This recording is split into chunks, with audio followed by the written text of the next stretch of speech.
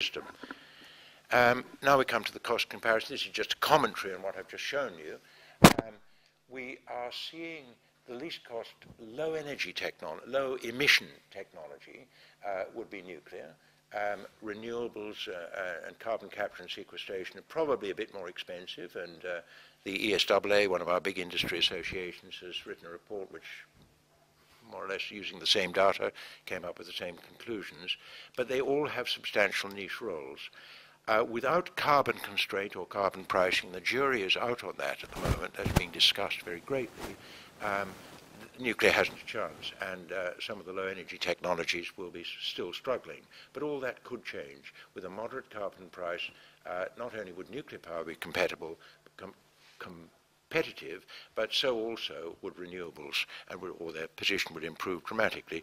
So I, for one, recognizing that things have to move slowly, would hope to see some degree of carbon pricing to recognize the externalities in anything that we do in this world. Now, here's the projection. Essentially business as usual, constraint of electricity demand going up, more or less doubling by here. Here is a profile, a notional emissions profile, coming down to here. A number of parties, political and other, would like to see the emissions profile coming down to a 60% cut from where we are now. That may or may not be achievable. Technologically, it's certainly achievable. Spiritually, it's a question of what sort of R&D we're prepared to do, how we're prepared to do our lifestyle.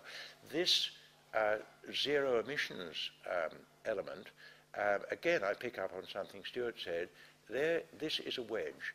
And Professor Chocolat has come up with, not the wedge theory, but a wedge illustration, that there are something like 7 wedges, all of which taken together and all of which are necessary will contribute to that emissions profile. Nuclear is only one of those, only one. Energy conservation is another. Efficient transport, electric vehicles is another, and so on. There's 7 of them, and Tony Vassallo gave a very interesting talk on that a few months ago, which alerted me to it. And that's how it crept in. 5 months ago. No, I'm just saying 5 minutes, right. Thank you for that. Not 5 months? Okay, we'll get on. Investment.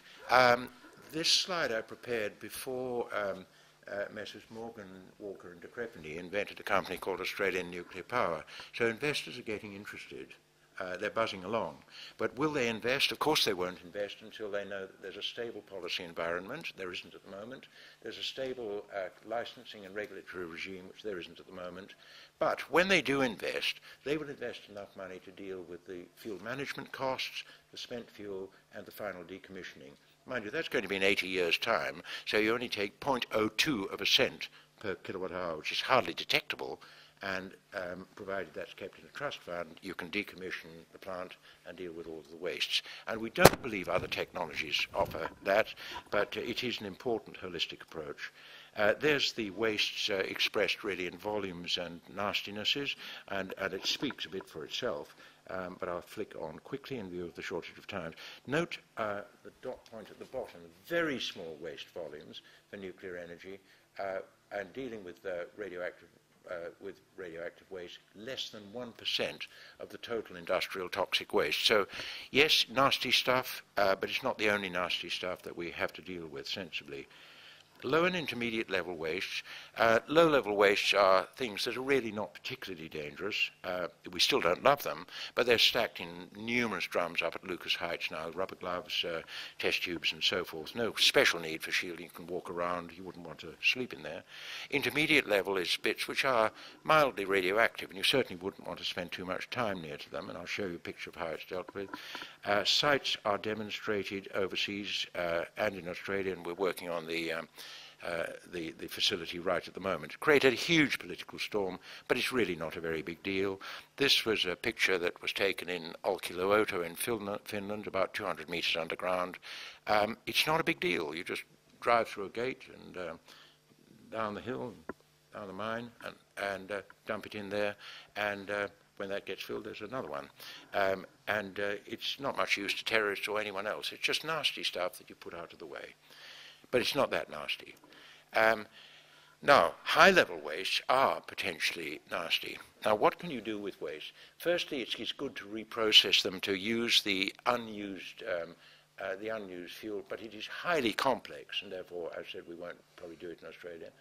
Cooling ponds I've touched on. The technology for high-level wastes exists. It includes, incidentally, our very own Synrock, produced 20 or 30 years ago at Lucas Heights. Sadly not taken up as widely as I believe it should. The volumes are very small, a point I've made. One power station produces one small ensuite bathroom and a very small ensuite bathroom of physical waste.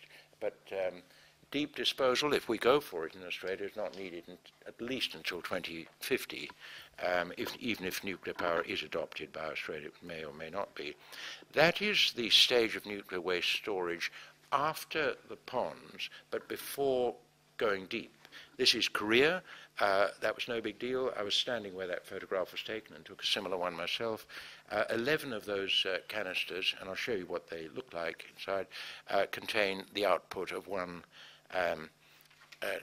nuclear power station, can do one in this case, for a year. I hear you say 11 of those wouldn't fit in my ensuite bathroom, and of course they wouldn't, because what you're seeing there is not really the nuclear waste, it's the vast amount of shielding around it. This is a picture now of this is back to Finland again. When we were there, this decline tunnel was down to about here, I believe. We didn't go down it, we sat at the top and looked at it. Perfectly ordinary mine, looks remarkably like Olympic Dam, which is a decline mine. Come down to the lowest level, about 500 meters underground, a lot of horizontal passages, which look like that. Now, just looking at this for a moment, this is the multi-barrier containment. There are now the radioactive waste. Those are the fuel elements which have been taken out. Those things you saw, they're now highly radioactive.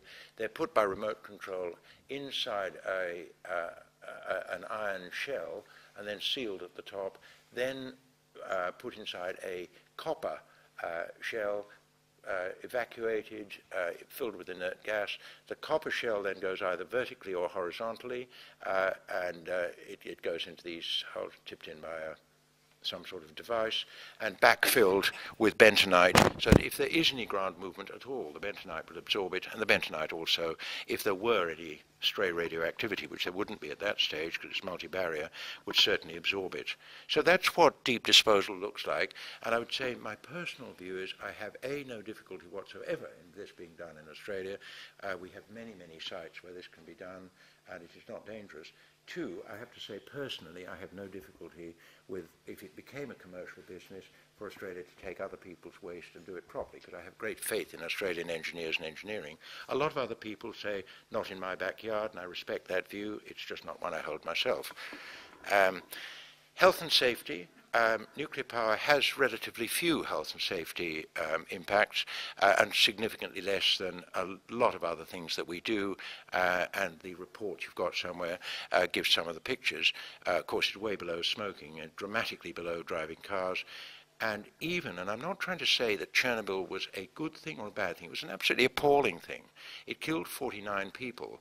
But put into context, we manage in this strange earth we live in to kill 49 people in a street market in Baghdad any day of the week, it seems, or on our roads at Easter or God what. So we must put it into context. It's not the only thing we do badly. Yes, it was a horrifying disaster.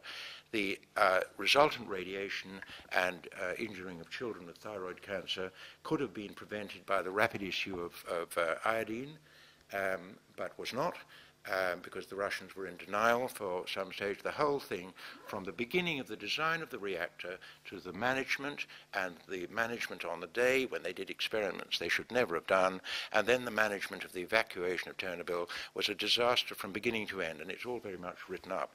Doesn't make it any better, but it does mean we would never contemplate doing that sort of thing again.